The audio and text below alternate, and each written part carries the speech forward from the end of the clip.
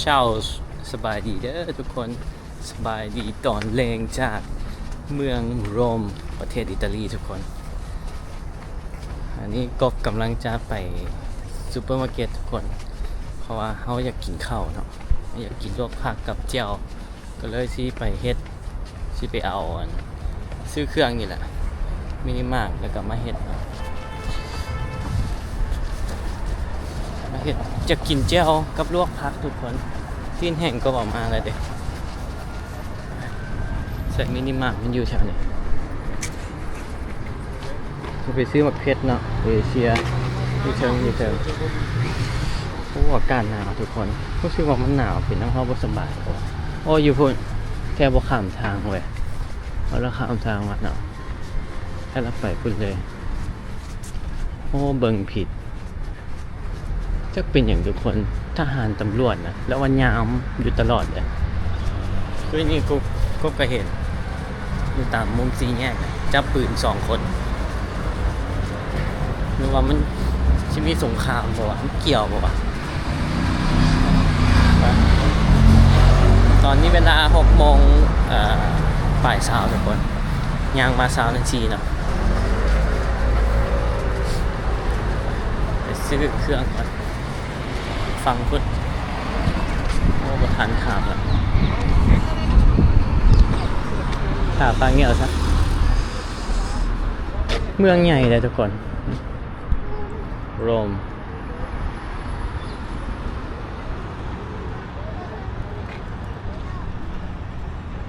เดห้านั่นเดี๋ยวเราจะไปมินิมาร์ทหิวข้าวแห้งแล้วทุกคนยังไม่ได้กินข้าวจะเศร้ามาจนฮอด6 โมงเช้าทะเลโคเอ็กซ์เพรสมันเป็นใหญ่หลายที่มีแล้วโอ้มันกันใหญ่อยู่ไหนเสียงเพลงดังเนาะชอบผักก่อนถ้ากินผักจำเจียวมันมีเกลือเนาะมันมีคิทเช่นเนี่ยมันมีเฮือนครัวอยู่โฮสเทลเอาไปซื้อแป้งนัวไปแป้งนัวก็ลืมออกมาแต่ลาวทุกคนมักเผ็ดป่นก็ลืมว่าเป็นยังอยากกินแจ่วกะซ่อมมักเผ็ดเอเชียไปต่ำใส่ไมโครเวฟเดี๋ยวจะหาวิธีเฮ็ดให้ทุกคนเบิ่งเนาะเลือกเครื่องก่อนบัดนี้ผักหอมลาบหอมป้อมใช่บ่ใช่แหละเอ้าอันนั้นอยู่ไสวะอยากได้อันนั้นทุกคนเผ็ดสเต็กราคาสมิทุกคนเช้าใส่อั่วไปกินกับข้าวใส่อั่วกันจังทอดสิ้นแห่งมีแล้วเนาะไก่บ่เว้ยไก่ที่นี่ไปทอดกินบ่ช่องเพชรก่อนซะเนาะจึงมาเบิ่งซีนซะอยู่นี่บ่มีหมึกเผ็ดทุกคนมันต่างจากอันนั้นเนาะตัวอยู่อันสวิตตะวันนั่นแหละอยู่มิลานบ่มีหมึกเผ็ดเลยอ้ออยากกินหมึกเผ็ดอยากกินหมึกเผ็ด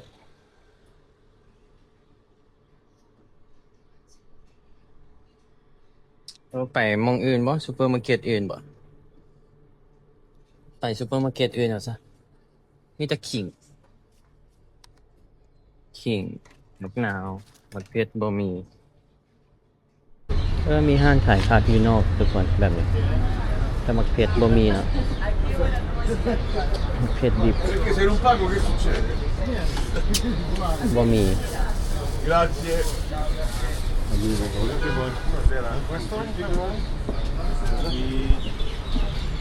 เอาผักมาเอาผักนี่ไปคั่วบ่เอาไปเพิ่นก่อนซะจึงกลับมานี่ยังบ่ปิดง่ายดอกไปซุปเปอร์มาร์เก็ตก่อนทุกคนย่างเอาไป5 นาที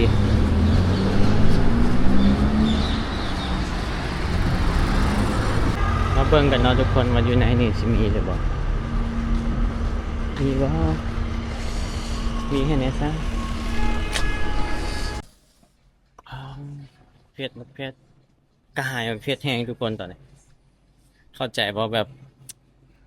เฮาอยู่นอกเนาะเฮาอยู่ต่างประเทศอะมันคืออาหารลาวอะนะใช่เบิ่งเฮาสิเอาเฮ็ดไปคั่วเอาเฮ็ดไปคั่วเพราะว่ามักเผ็ดน้อยบ่มีแต่มักเผ็ดใหญ่ทุกคนเอาอีกแล้วอย่ามันซะนี่เฮ็ดทุกคนเฮ็ดตัวนี้90บาทเนาะ2.7 60,000กีบโอเค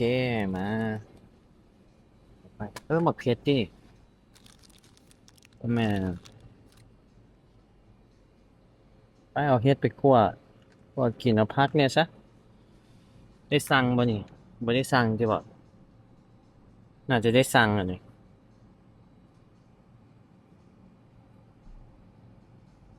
1.59ทุกคน40,000โอเคเอาไปกินเวลามาสั่งน่ะทุกคนจะจื้อนัมเบอร์เนาะกบ95เด้เอามาสั่งปุ๊บมันก็จะออกมาตัวนี้เบต้าดาคอสตาตัวนี้บอกว่าจักโลนี่1.5เนาะโลครึ่งง่ายเด้อกดบ่ยากเด้เบต้านี่แหละเขาจื้อนี่กับจื้อ95นี่เนาะไปกดเลข95ทุกคน เชื่อว่าคนเบิ่งคลิปกบนี่บางคนก็บ่เคยมายุโรปหรอกเฮ็ดจังซี่แหละทุกคนตามหาประเภทอีกเพื่อมีเนาะตัวนี้ทุกคนราคาสำนี้$5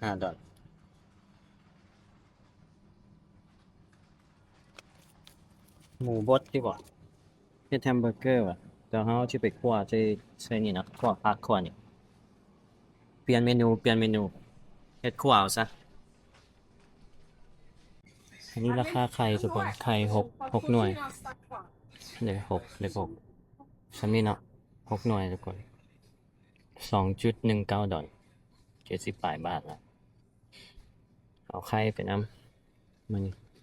เอาตัวถูกสุดละเฮามีหลายเกรดเนาะก็ว่าตัวถูกสุดสบู่อาบใกล้สิหมดทุกคนซื้อสบู่อาบไปนำเนาะตัวนี้ราคาซำนี้ 1.75 ยูโร2 ดอลออกตลาดมื้อนี้หมดไปซำนี้เนาะ$19ซ้ำเก่าเลยไล่ว่า$20นะอันนี้ก็กินได้หลายคาบอยู่นี่2คาบเนาะทุกคนน่าจะ3คาบพุ่นแหละ3คาบมาเที่ยวแบบนี้ก็ประหยัดไปทุกคนให้ไปกินอยู่ห้างนี่ก็ห่วยอย่างละ15น้ำมันก็บ่ถึกปากว่าอีกอะนะผิดหวังหน่อยนึงทุกคนอยากกินแจ่วกับข้าวเนาะข้าวเจ้ามันมีเด้กบซื้อข้าวเจ้ามาแต่อยู่มิลานล่ะเบบ2 นาทีแล้วก็เป็นข้าวหุงไหม้เลยยามครับโฮสเทลย่างอีกยังไปซื้อตัวนี้ย่างอีก1.5 กิโลเมตรทุกคน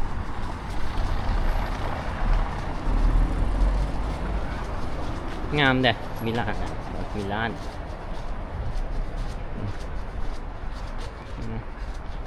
เป็นระเบียบดีเนาะตึกก็เท่านะเป็นล็อกเลยทุกคนมันบ่มีน้ำมันบ่มีน้ำมันพืชขั่วเนาะน่าจะเปลี่ยนเมนูเป็นต้มเอาน้ำซุปมาเอาน้ำซุปผงอันนั้นเฮ็ดตุ้ยได้นี่ผงน้ำซุปข้าวเปียกเนาะไปใส่แล้วก็ต้มผักต้มอันนั้นเอาต้มเผ็ด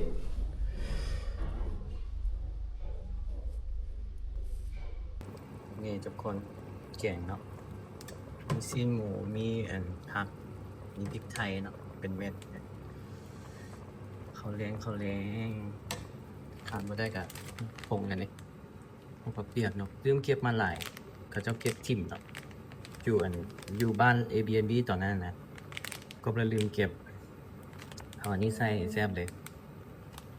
ขนมสำคัญสุดเรามาเที่ยวต่างประเทศลืมกับน้ำปลานี่แต่มีมะเขือเขียวอยู่นี่เนาะ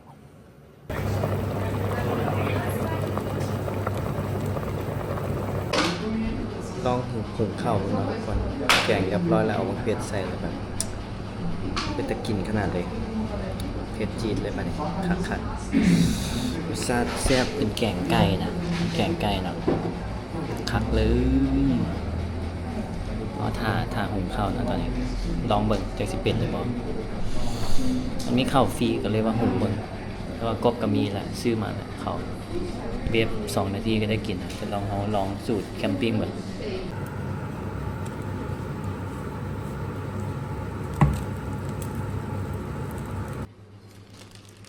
ชิ้นแห้งชิ้นแห้ง2 ตอนก่อนแต่อย่าไปกัดยังยืดรนด้วย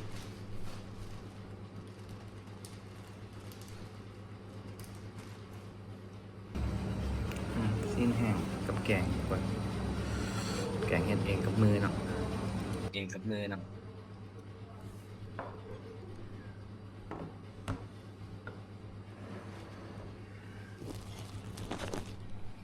ข้าวกระหุงเองครั้งแรกในชีวิตชิ้นแห้งเวียบมาละแซ่บว่ะนี่แต่มันมีข้าวฟรีเนาะคือข้าวฟรีเอากระหุงข้าวแกงเราจะคือคั่วมันก็มีน้ำมันเดี๋ยวทำนี่ก็ได้ทุกวันมันเหลือห้องกับไส้อันนี้แล้วแพ็คไว้ตู้เย็นกินข้าวมันเลิกกินข้าวทุกคน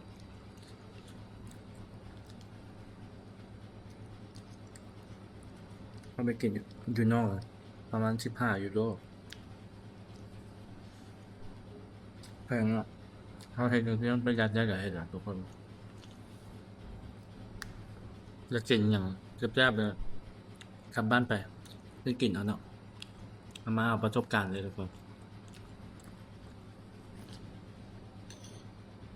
เงินไขเขาแบบฝันให้เห็นที่ประสงค์กับมันไปให้เห็นไข่หูมันบอกได้ว่าไปกินอยู่สบายเนาะทุกอย่างคือประสบการณ์ก็จะมีรางวัลให้ตัวเองอยู่ประมาณ4-5 มื้อเท่านึง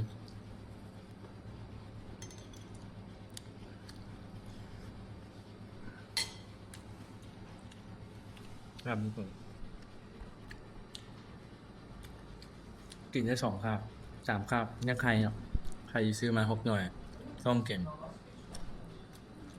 มันมีน้ำมันเดี๋ยวมันยากแต่มองเดี๋ยวมันมีน้ำมันเดี๋ยวมีตู้เย็นเครื่องไว้อย่างนี้นะเครื่องไว้อันนี้ก็เชื่อมไว้ตู้เย็น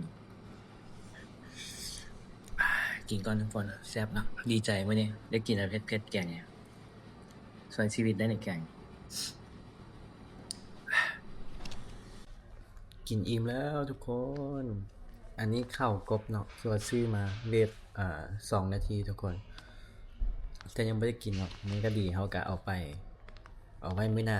อันนี้เขาหุงแล้วมันเหลือหลายมื้อกับเฮ็ดโจกินทุกคนเอาข้าวใส่ในน้ำแกงกันเลยแล้วก็เป็นโจ๊กตอกไข่ใส่เรียบร้อยเลยง่ายๆเนาะ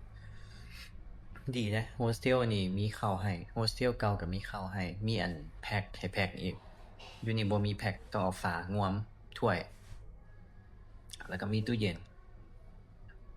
แต่ว่าตัวเก่าอยู่มิลานนั่นคักก่อนเด้อทุกคนคักก่อนเป็นครัวใหญ่มันก็มีหลายกว่านี้นะถือว่าโชคดีทุกคนมีโฮสเทลตอนแรกกบจองกันบ่ได้ขึ้นว่ามีอันคิทเช่นมีเงินครัวน่ะก็คิดว่าโอ้สิได้ซื้อกินแต่สิมาเที่ยวแบบกบนี่ก็เฮ็ดแบบกบนี่แหละมาเที่ยวยุโรปมันก็ประหยัดได้คือกันทุกคนอันนี้แม่นประหยัดสุดแหละออกตลาด$20กินได้2 วันสินะมื้อละ$10แล้วก็มาแต่งเองแต่งกินเองเกียมอุปกรณ์เป็นนัวอีหยังมาเองเนาะมักเผ็ดตามที่เฮาต้องการเฮามักกินเนี่ยกบก็ยังลืมเอาโซยุมาโซยุอยู่ในแมคโครนะที่มันเป็นซองอะนะ มันจีกเดี๋ยวมันเดินทางง่ายเอาบ่ท่าใส่หลายจีกเลยปุ๊บขั่วผัดอีหยังง่ายๆหรือว่าซอสผัดสิกะคักทุกคนคือว่านี่แหละเฮากับมาเนาะได้มากับตัวเองมันจึงฮู้ว่าเฮาขาดหยังคือกบมาจังซี่เฮาฮู้เลยคันไปเที่ยวเทื่อหน้านี่เกี่ยมอุปกรณ์มาครบเลยแต่ก็บ่เป็นหยังทุกคนประสบการณ์เนาะมื้อนี้ก็กินข้าวแซ่บแต่อยากกินแจ่วบ่มีแจ่วเอาไว้ไปซอกห้านเอเชียเนาะเดี๋ยวซอกมื้ออื่นก่อนไปซอกมาเป็ดก่อนกินกับซีนแห้งก็2ตอนนะพอดีอิ่มก็บ่ได้กินหลายนะกินหน่อยนึงข้าวตักแกงสดกินผักกินซีนอยู่ในแกงอะเนาะหมูบดที่เฮาใส่มันก็แซ่บทุกคนแซ่บเกือบบ่ออกมาเนาะดีแต่ว่าแม่ว่าสิเฮ็ดซีนแห้งให้เอามาเอาก็ติดกระเป๋ามาก็คิดว่าโอ้มันสิได้หุงข้าวกินบ่สินะคิดว่าซีนแห้งนี่ต้องกินกับข้าวจีแหละสินะแต่ได้กินเนาะถือว่าโอ้ขอบใจอีแม่ บ๊ายบายทุกคนคลิปนี้น่าจะดนละ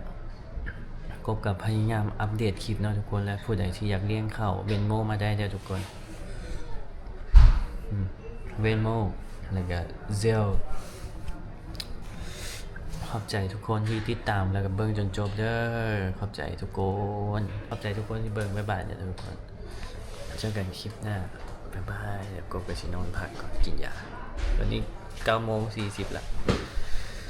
นั่งให้เขาลงตัดต่อคลิปกินยาแล้วก็นอนพักทุกคนบ๊ายบายมื้อนี้กบสิไปเที่ยวไซอยู่ในโรมถ้าเบิ่งเด้อทุกคนบ๊ายบายม่วนแน่นอนเลย